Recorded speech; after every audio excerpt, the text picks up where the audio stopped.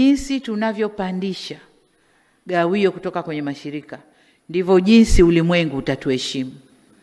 Kwamba tumejua mapungufu yetu, tumerekebisha, na sasa tunaanza kujitegemea ndani.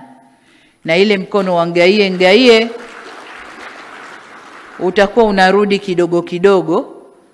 Mfano mzuri ni kwa TPA, ambapo baada ya kuwezeshwa na kuifanya bandari moja tu ya Dar es Salaam, nadhani na Tanga sasa hivi kuwa zinafanya kazi vizuri, wameweza kushift mzigo mkubwa wa gharama kwa wale private sector tuliowaweka pale. Hawa sasa hawajibiki kununua mitambo ya kushushia wala nini.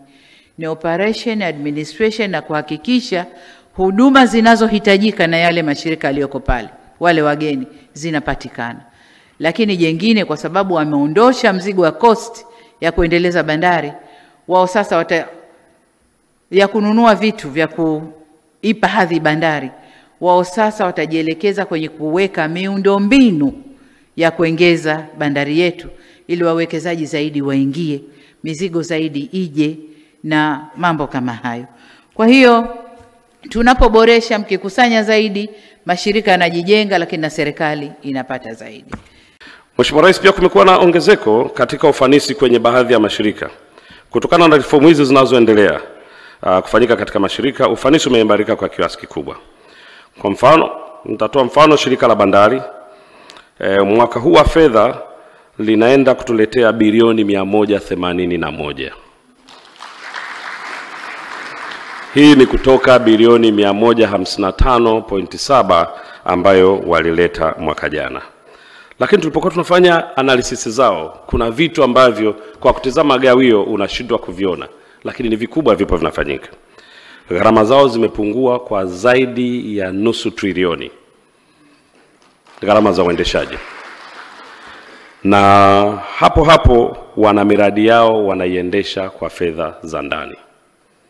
Na tutaenda kuwasaidia ku raise funds ili waweze kutumia balance sheet yao ili kuweza kuimarisha na kujenga miundombinu kwa kadri wanavyoweza, ili tuweze kutumia vizuri nafasi na fursa ambayo tunayo. Mheshimiwa Rais, naomba nifikie mwisho kwa heshima na taadhima kubwa. Ni kuombe muda utakapowadia basi uridhie kutoa tuzo. Mheshimiwa Rais, tuzo hizi ni ishara ya kutambua juhudi zao na ni chachu ya kuwahamasisha wengine kuendelea na kufanya kazi kwa bidii, weledi na wajibikaji katika kutekeleza majukumu yao.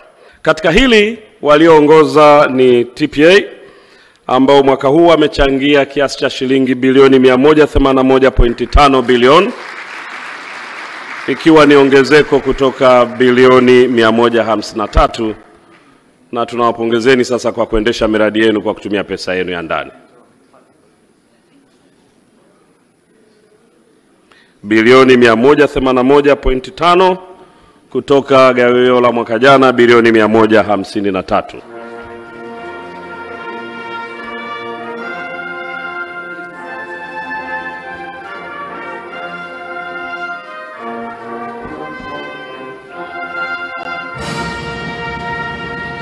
Asante sana. Picha.